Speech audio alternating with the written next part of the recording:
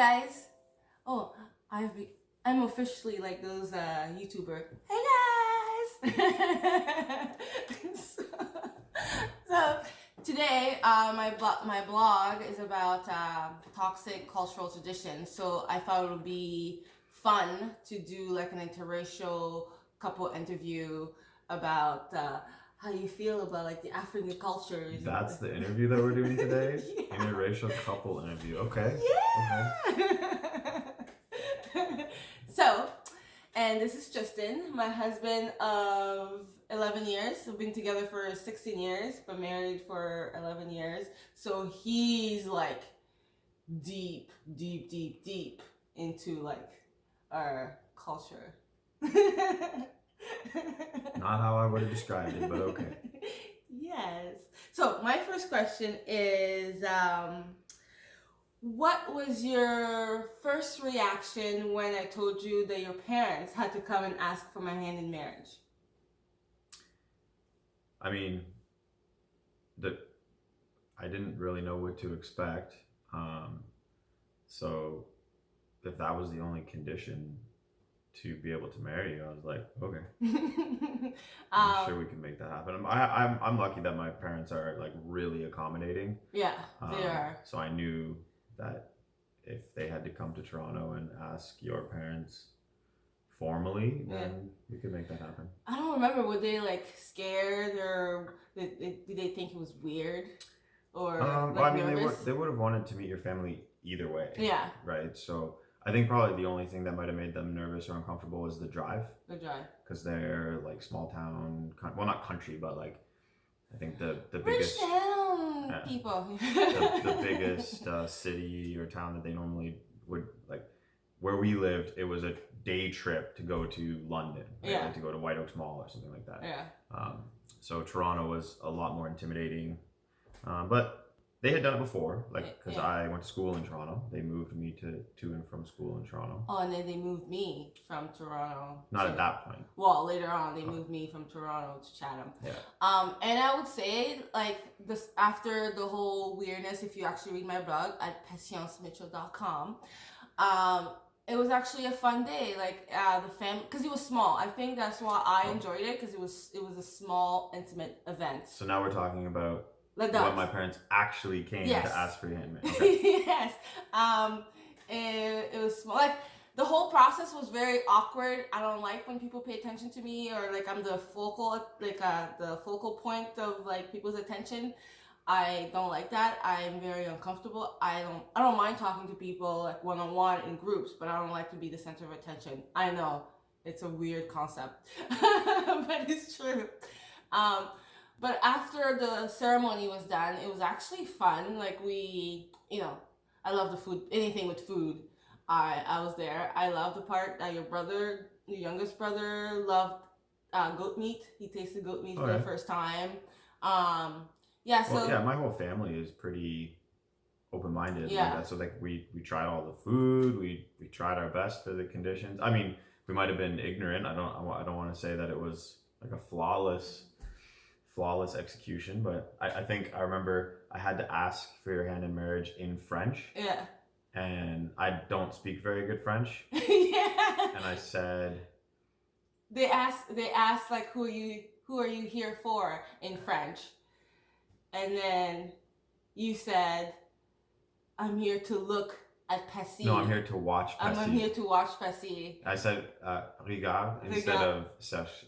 Yeah, instead of say I'm here to look or come to get her, you're like, I'm here to watch her, like a the true whole stalker. Room erupted in laughter when I said that. I'm a stalker, so. And I had no idea what was going on. So everybody laughed. So my other question would be, when we talk about like our big wedding,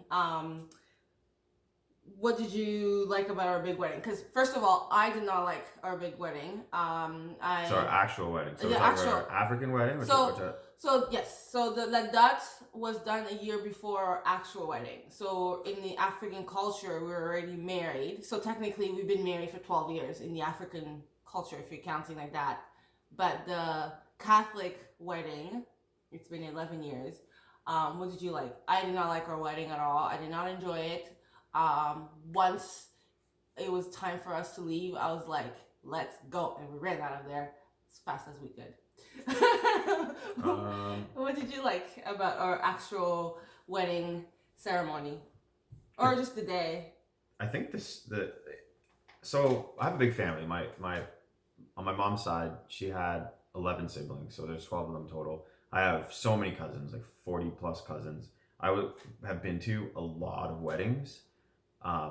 So I think the thing that I enjoyed most about our wedding was all the things that made it different. Yeah. So I really liked. So we had two set of food. Like we had like African food, and then we had like white people food. Like white people food, like you know. I don't want to say because you're Dutch and Scottish, so we didn't have like food from Holland. We had like Canadian white people food. It's just really funny to me that it's not just food or normal food. It's white people food. We had white people food. So it was a mixture of the white people food and then black people food. So African food from my country. I would say I enjoyed I didn't like the church part, but I enjoyed the choir. I love our choir. They sang, all the songs was sung in an African language, and I love that because it reminded me of home. It reminded me when I was a kid going to church. Dresses. Yeah, the dresses were nice. Your whole family was wearing super wax. Super wax, yeah. And I feel like you had more fun. Like if you ask people, they actually had a great time. And they were always like, "Oh man, your wedding was like the best." But probably because of all the things that made it different. Yes, and probably they were all drunk having fun. And I think if I was a guest, I would have had more fun than actually being the bride. Except for the delay on the meal. Oh yes, the meal. I think. Well, no, it was delay on everything. Everything. Our wedding was. Yes, I was 2 hours late. 2 hours late. I was 2 hours late for my wedding. Why was that? Because everybody else was getting their makeup done, and then she did me last, and I was like, I'm the bride, but all the aunties wanted to get their hair done, and then because apparently it's not my day, it's everybody else's day. So we were late for that, and then the food, we were supposed to serve dinner at 7. We started serving food at 9, and it's called there's a joke called like Black People Time. So if you're gonna invite Black people to your house, always tell them it's like 2 hours early so they actually show up on time. I don't know, it's like a stereotype. That's in our African Congolese time. It's actually true. Not all Black people, so I shouldn't generalize, but definitely my family, in your we're family? always late. Like if my sisters are like, "Oh yeah, we're gonna be there like at 6," and then they show up like at midnight. So yeah, you can't really predict it. Yes. You can just know when they're not gonna be there. Yes. So if they say they'll be there at 8 or dinner's at 8, you don't know when dinner will actually be. Yeah. You just know it'll be after 8. Yes. It will not be at 8 o'clock. I think one of your aunts was like complaining, like she was like, "I'm hungry. I'm gonna go to McDonald's because I need the food in my belly." I think she has she has diabetes, so it's understandable. And we're like, "It's coming. It's coming." I think that's like the only good thing about the wedding. The wedding. Well, you cut me off when I was going to explain my other stuff. Oh, sorry. Go ahead. You started talking about the food. Go also, ahead. Do you remember the entry? The entry. Like when they normally like play music and introduce the wedding party. Yeah. For us, we had to do a dance. And I hate that. And I hated that too, but everybody remembers it, and it was kind of fun. Yeah. I don't remember enjoying the food because I think I was just so over a wedding. I don't remember the food either. So I don't remember. Like I love food. Like I am a foodie. So I really did not remember the food, and I think maybe that's why I was also crappy because I did not get to enjoy crabby. I'm French, excuse me. Crabby because I did not get to enjoy the food that was made for me, but technically it was made for everybody else.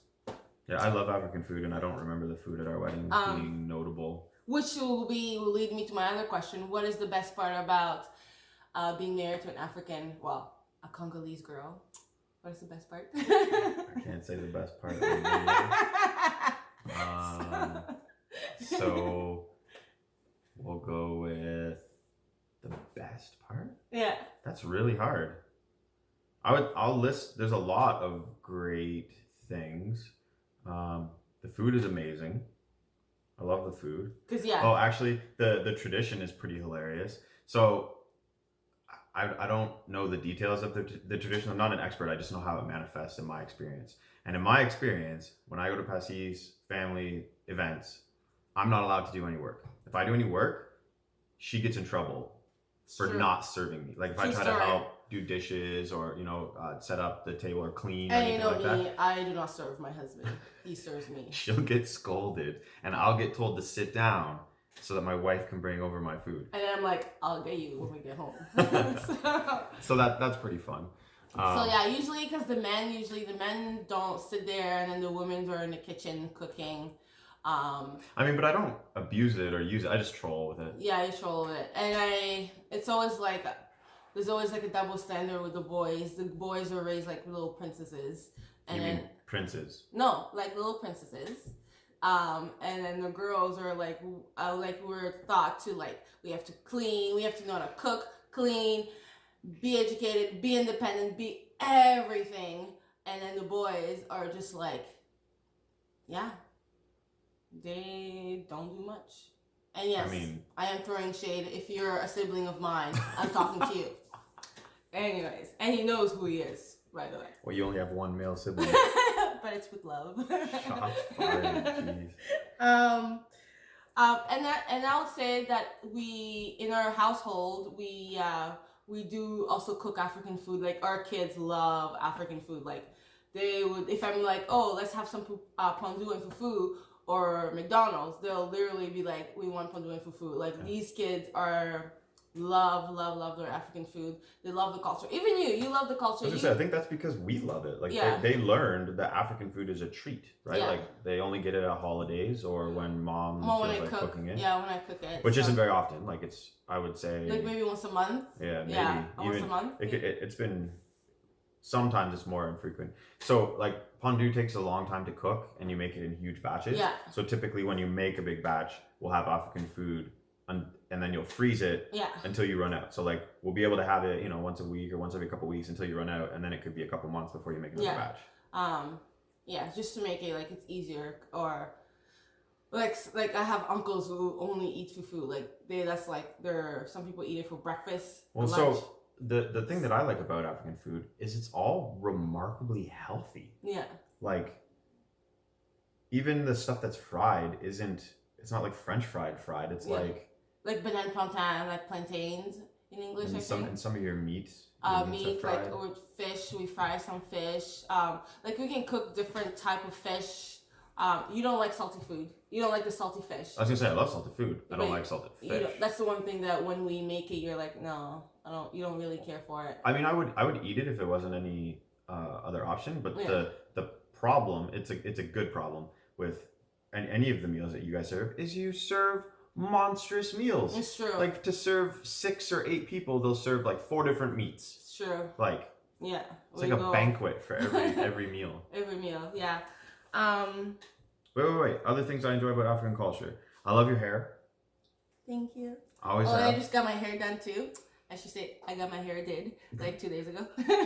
So. It actually like strangely not bothers me, but it feels really fake when you don't have braids. Yeah, you don't like when I do weaves. I'm not a weave girl, but when I try to do like different style, you don't like it. Well, you have like when you do different braids, it's fine. When you do your natural hair, it's fine. But you hate like weave. weaves. And I think maybe because you have to take my weaves out. That is one thing about Tristan, that he loves to take my weaves out or straighten my hair. You just said that one of the things I hate about weaves is that I have to take your weave out, but I love taking your weave out. What? You love just being beside me. Yeah. I'm willing to take her weave out. Which is like... But I mean, I'm also willing to take her braids out. So. You know it's a good man when you can take your weave out, perm your hair, and like just put like oil, what's that word? Like moisturizer? Moisturize your hair. And you like, that is a good man. Anything else? With clothes. You like the clothes? I really like your like the traditional, the super wax. I love the super wax. They're bright. They're colorful. Yeah. They make really nice outfits with them. Yeah. the dancing. I don't get to see very much of it, but when I do see it, it's awesome. Yeah. Like when you have your before pre-COVID, you used to have your family over and they'd have loud music on and be dancing at Yeah. like at family We're parties. very loud. Yeah, we don't do that at our family parties. You wouldn't see people dancing. And I think that's what I love about my culture is like we're always in a festive mood. Like when we get together, we're always having fun. We're always laughing. We're always like my favorite, just gossiping. We can like gossip for days, and that's like Gossip for and that's like the best part about going home. It's like we just catch up on all the gossip in the family and all the dramas. Oh, there's so many dramas. You know how they have Korean dramas? They should have like Congolese dramas. I think they do have Korean. They have like it is a surprising amount of drama. yeah. I wonder if they have. I think they do have soap operas, African dramas.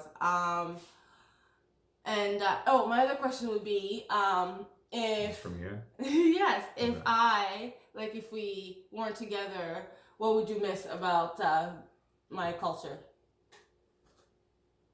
What would I miss? I would miss all of it, but what would I miss the most? Yeah, Probably the food, the food. because that's the most prevalent in our day-to-day life. Yeah, Because you don't wear African clothes very often. no.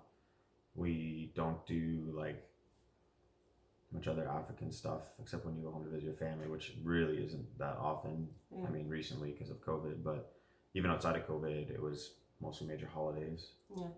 And then like a lot of your family, the family that we see of yours often, the Yeah. most often, isn't heavily traditional or cultural.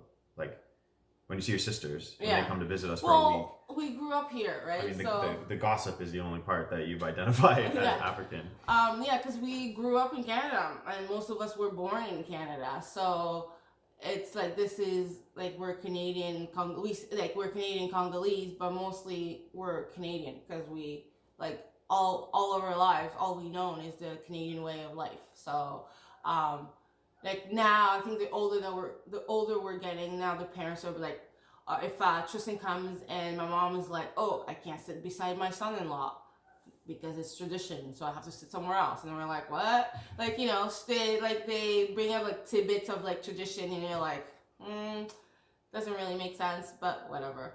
My other question is, what have you ever felt any racism from my people to your people in our family? My people to your people. Only when you ask me questions like that, like somehow we're different people. Well, by race we are. I But- get it. Not negatively. No. Oh, I think. Sometimes I'm the token white guy. Yeah, you're which the is pretty token one. funny. Yeah. We do have a lot of I have cousins in Europe who are married, interracial. They have been in different races, but in Canada, I think you're the only white guy In the family. in the family. So when we have like these old grandmas, everybody's your grandma or aunt and our cousins. And then they come when we have like parties, and then they see him eat food. They take Oh, yeah. pictures and they point at him like he's in the zoo, and I'm like, man. They literally will it's- pose with me, like get a it's picture so of the white guy racist eating food. coming from like it is real. It's racist, but it's like reverse racism.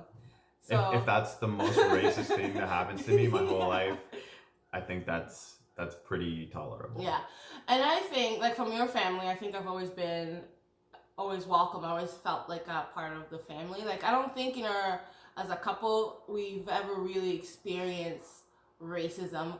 I would say when I had like our firstborn Addison, I was in the mall and somebody asked me if that was like if I was the nanny, and I was like, no.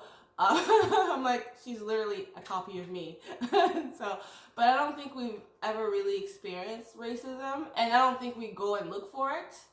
We're pretty open-minded, and like it's not like I'm going to look. Oh my gosh, she looked at me in different ways. Like there's some instance, but that I would just say it's not racism. It's just ignorance. Some people That's are just probably yeah, mostly ignorance over racism, I would say. Yeah. But other than that, I think we've been lucky to just live our life and then just do us. And nobody really. And I feel like we're the type of people that's like if somebody was gonna be racist, we would defend ourselves. Like we're not the people to be like, oh my god, you call me black. like, you know. And I'm like, I'll be like, you know, beat please. So I feel like that's why maybe people look us the sideways, or but I'm like, I don't really care. You're nothing. Like, you don't mean enough to me for me to care about your hatred towards me. Like, it does not affect your issue. Does not affect me. That's your issue. So, you know, stay away. I mean, if it's like towards my kids, then I'll be like, you know, my savage sides will come out, basically. But that hasn't manifested. Yeah, it. hasn't manifested it. Like, I mean, sometimes I want to beat up those little kids at school that bug my kids. But not because they're racist, just because they're bullies. Yeah, they're just little bullies, and I'm like, you're an adult. You can't beat up a little kid in school. So, you know, hold it. So, I let the school deal with that. But other than that, yeah. Anything else you want to tell our friends? Hi, guys. I think this is the end, so you should be saying bye, guys. Well, bye, guys. You don't have any more questions for me? No, I don't have any more questions for you. No, final thoughts? No, I